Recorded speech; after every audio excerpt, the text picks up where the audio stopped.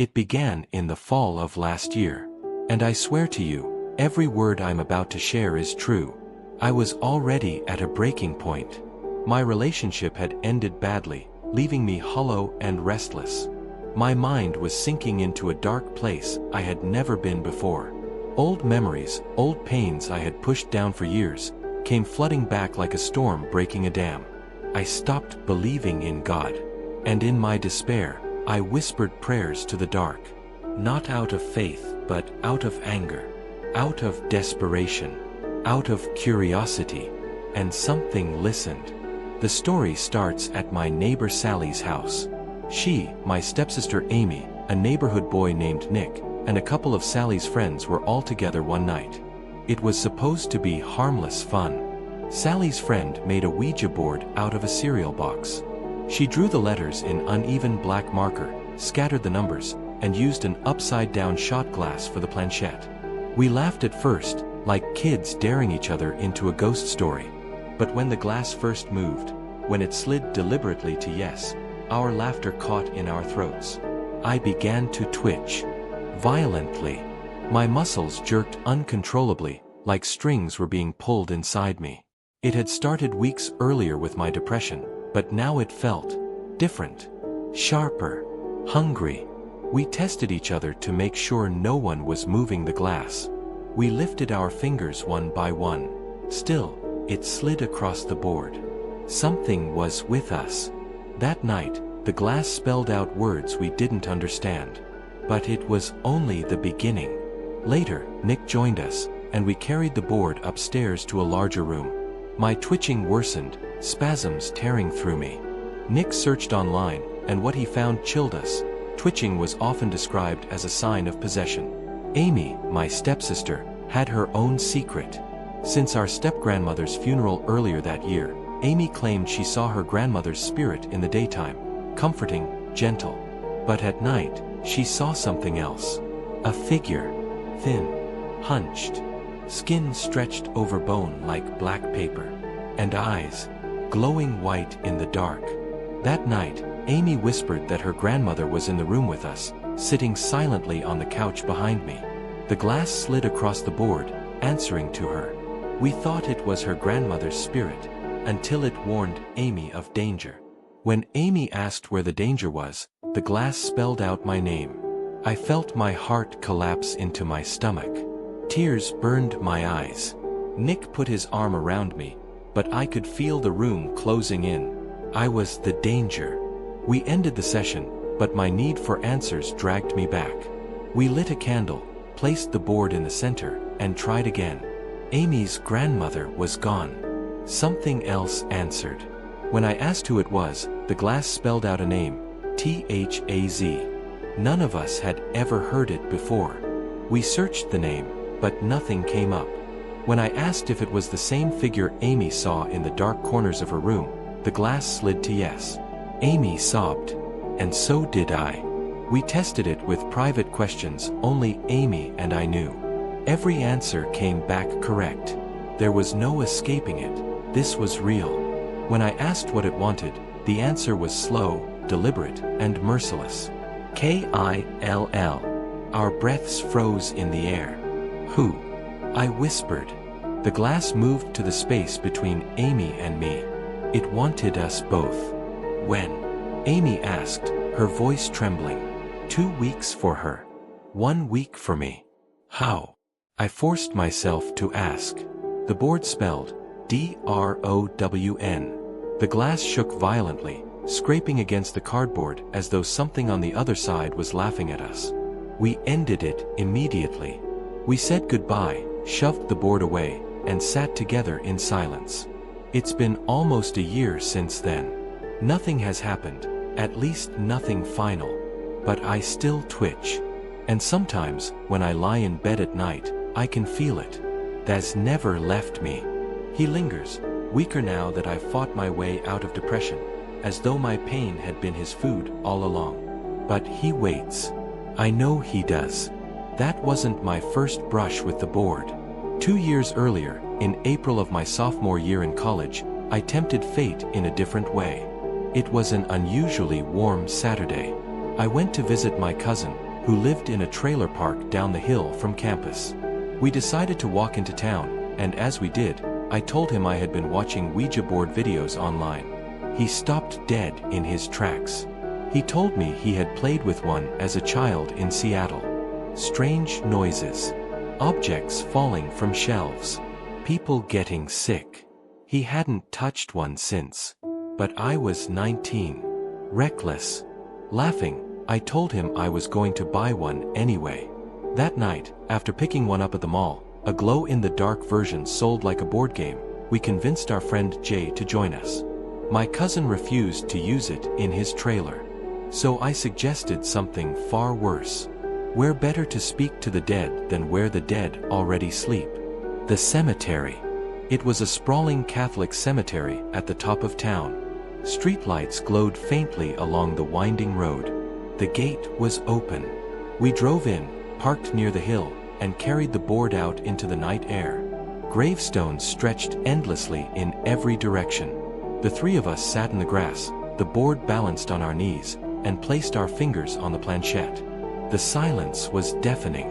No wind. No insects. Not even the hum of traffic. When we asked the first question, the planchette jerked beneath our fingertips. We froze. One by one, we lifted our hands. And still, it moved. The board spelled out fragments, names we didn't know, words we couldn't make sense of. But the air grew heavier, pressing against our chests. Then came the sound. At first, soft, like footsteps in the grass. Slow, careful, circling us. We shined a flashlight, but the beam caught only gravestones and shadows. Jay's voice cracked as he whispered, "We need to stop." The board shifted violently. "No." My cousin swore and shoved the board off his lap. The planchette slid by itself across the letters, scraping hard enough to gouge the cardboard. We bolted, grabbed the board, threw it into the back of the truck, and drove out of the cemetery without looking back. For weeks after, we each heard things. Soft knocks on walls at night. Whispering voices just out of reach. Shadows moving where there should be none. We never touched that board again. Looking back now, I realize both stories feel connected. Different years. Different places. But the same hunger. The board is not a game. It is an invitation. And once you open that door, you can never truly close it. After that night with the Ouija board, life was never the same. At first, it was subtle. Little things we could brush off. But then it grew, deeper, darker, more violent, until every part of our lives was touched by Thaz. For me, the twitching never went away. It had started as something small, a nervous tick when my depression was at its worst. But now it was different. Uncontrollable. Violent. Like my body was a puppet being tugged on by invisible strings. Sometimes, I'd wake in the middle of the night with my whole body convulsing. My jaw would lock. My tongue pressed so hard against my teeth, I thought it would tear itself open. My parents would pound on my door asking if I was okay, but I couldn't answer. It was like something else was in control. And always, when the twitching ended, I'd see water. In dreams. In visions. Reflections in places there shouldn't have been any. Pools forming on the floor, even when the ground was dry. Amy called me often. At first, she tried to laugh it off, saying she thought her grandma was still visiting her. But then her voice would tremble. "It's not her anymore," she whispered once. "It's him. Thaz. He doesn't hide in the dark now. He follows me in the daylight. When I walk home from school, he's behind me in the glass storefronts. When I brush my teeth, he's behind me in the mirror. He's always there. Watching." She said sometimes she'd wake in the night and hear him breathing right next to her ear. Other times she swore she could feel the weight of something sitting on her bed.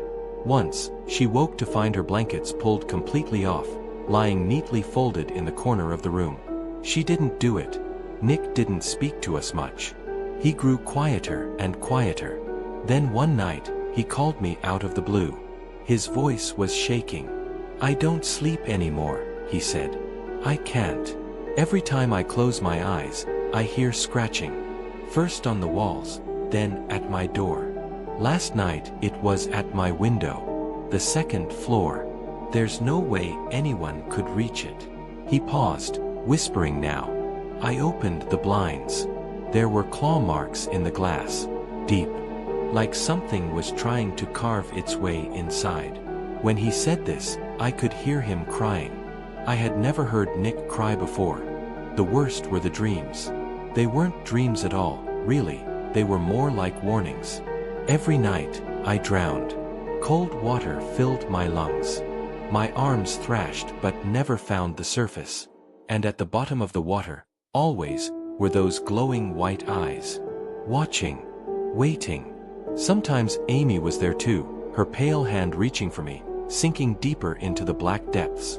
Sometimes Nick's voice echoed in the distance, screaming but muffled, like he was already beneath the surface.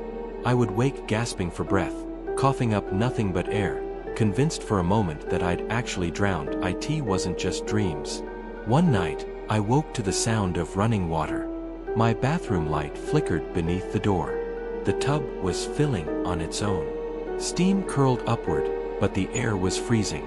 When I leaned closer, I saw the water wasn't clear. It was black, thick, like oil. And then two white eyes opened beneath the surface. I slammed the door and ran back to bed. But even under the covers, even with my ears covered, I could still hear the sound of bubbling water, like something was crawling up the drain. Amy grew worse. She was pale all the time. Exhausted. She admitted she barely slept. She'd see Thaz not just in her room now, but in broad daylight, lurking at the edges of crowds, behind trees, even crouched on rooftops. Once she called me screaming, saying she saw him sitting at her kitchen table. Just sitting. Perfectly still. When she blinked, he was gone. She started carrying crosses. Salt in her pockets. She even taped Bible verses to her walls. But the more she fought, the more he appeared. Finally, the four of us gathered again. We swore we wouldn't touch the Ouija board ever again, but we couldn't ignore it anymore. We needed to know if it was all real, or if our minds were breaking. We sat in Amy's living room with only candles burning. The air was so cold our breath fogged. Nick wouldn't even look up. Sally had gone silent, staring at the floor. Amy kept glancing over her shoulder, as if something was standing right behind her. And then, it appeared. At first, it was just a shadow in the corner. But then it grew darker, thicker, until it was unmistakable. The skeletal frame. The skin stretched tight over bones. Arms too long, ending in claws. And those burning white eyes. None of us moved. We couldn't. Then, in our heads, without sound, a single word tore through us. Kill. Amy screamed. Nick began praying. I collapsed to the floor, my body convulsing harder than ever before. My lungs filled with water that wasn't there. My vision blurred with waves crashing inside my skull. And the whole time, those eyes never blinked. We tried everything afterward. We burned the cardboard board. We sprinkled salt across the windows. We prayed. But it didn't stop. In fact, it seemed angrier. From then on, wherever I went, I saw it. Sometimes across the street, just standing there. Sometimes in mirrors, right behind me. Once, I woke up halfway out of bed, as if something had been dragging me across the floor. It was getting stronger, hungrier, and we knew this was only the beginning. After that night in Amy's living room, none of us spoke for days. It wasn't because we didn't want to, it was because words felt dangerous. Like saying his name out loud gave him power. But silence didn't protect us. If anything, it made things worse. Every night, the dreams grew more vivid. Every shadow carried weight. And the feeling of drowning followed me everywhere. In the shower, in the sound of a faucet dripping, even in the sweat-soaked sheets when I woke. Water was no longer just a symbol. It was a promise. Amy was the first to break. She called me one evening, sobbing so hard she could barely breathe. He's here. she whispered. He's sitting in my kitchen again, just watching me. I could hear something in the background. A low groan, like old pipes straining under pressure. Except Amy said the sink wasn't running. That night, we agreed we couldn't stay apart anymore. We needed to face this together, one last time. Nick was reluctant, but he came. He looked hollow, thinner than I remembered, his eyes bloodshot from weeks of no sleep. Sally refused at first, but when she saw how broken we all were, she joined too. And so we made a plan. We chose the riverbank where we first played the game. Maybe it was foolish, but in our minds, that's where we'd opened the door. So maybe that's where we could close it. We brought candles, salt, crosses. Amy even carried her grandmother's rosary, clutched so tight her knuckles turned white. Nick carried a Bible, though his hands shook so badly he could barely hold it steady. The night was cold, the fog rolling thick across the water. The river looked unnatural, too still, too dark, as if it was waiting for us. We formed a circle, candles flickering in the mist. And then we began to pray. At first, nothing happened. Just the sound of our voices trembling in the cold night. But then the water began to ripple. Not from the wind, not from fish, from something else. The ripples grew wider, stronger, until the entire surface churned like something massive was rising beneath. And then came the smell. Rot, wet, decaying flesh. It filled our lungs and made us gag. Nick tried to keep reading, but his voice broke. The words of the prayer twisted in his throat, coming out warped, as though someone else was speaking through him. The water erupted. A shape rose from the river, skeletal, towering, dripping with black sludge. Its limbs hung too long, its ribs jutting out like broken branches. And its eyes, those glowing white eyes burned through the fog, locking onto us one by one. Amy dropped the rosary. Sally collapsed to her knees, shaking. Nick screamed, clutching his chest as if something was squeezing his heart. And me. My legs gave out. My lungs filled again. That horrible drowning sensation surged through me, even though I was still on dry land. I gasped for air, but no air came. Thaz had come for us. This time, he didn't just whisper in our minds. He spoke. The sound was like water rushing through pipes, like bones scraping against stone. You opened the door. The candles flickered violently, then went out all at once. Only his eyes remained, glowing in the fog. One of you stays with me. Panic broke the circle. Sally ran toward the trees, but the fog swallowed her. Her scream echoed, then cut short. Nick clutched his Bible, shouting verses, but the words twisted in the air, distorted into a language none of us recognized. His voice wasn't his anymore. It was his lips moving, but Thaz speaking. Amy and I grabbed each other's hands, trembling, crying, trying to remember the prayers. But it didn't matter. The demon wasn't listening. The river surged upward like a wave, crashing over the bank, pulling at our feet. Amy screamed as the water wrapped around her ankles like hands. She clawed at the dirt, but it dragged her closer. I tried to pull her back, but my own body convulsed violently, twitching uncontrollably. I felt the water rising inside me, my lungs filling, my throat closing. I looked at Amy, and for a moment, I saw her grandmother's face flicker over hers, mouthing words I couldn't hear. And then she was gone. The river swallowed her whole. Nick turned to me, his eyes wide, glowing faintly white now. "It's inside me," he whispered. Then he ran, straight into the river. His body disappeared beneath the black waves, and when he resurfaced, he wasn't Nick anymore. His mouth stretched in a grin too wide, his eyes blazing like Thaz. He sank again, slowly, deliberately. As if pulled down by something that now owned him, I was alone. The fog pressed in tighter. The demon loomed over me, half in the river, half in the mist, dripping black water onto the earth. "You." The word rang inside my skull. My body convulsed again, harder than ever. My chest burned. My vision blurred. I felt myself slipping under, though I wasn't even in the water yet. But then, silence. The twitching stopped. The drowning feeling eased. And when I opened my eyes, Thaz was gone. The river was calm. The fog lifted. The candles were extinguished, lying in wet dirt. Amy and Nick were nowhere. Not a trace. Only me. People asked about them. Where they'd gone. I told them I didn't know. I told them they'd run away. But I knew the truth. Sometimes at night, I hear Amy's voice calling faintly from water pipes.